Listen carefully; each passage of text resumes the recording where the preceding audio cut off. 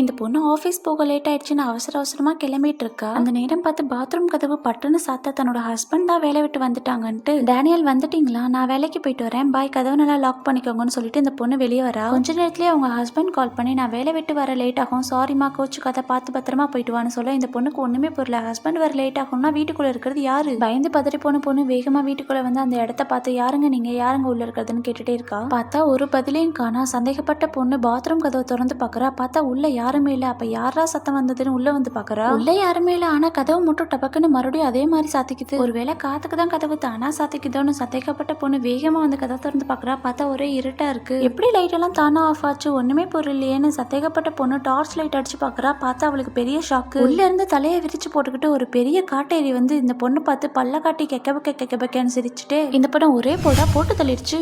இதே மாதிரி உங்களுக்கு நடந்தா நீங்க என்ன பண்ணுவீங்கன்னு கமெண்ட் பாக்ஸ்ல உங்களோட ஒப்பீனியனை சொல்லுங்க ஃப்ரெண்ட்ஸ்.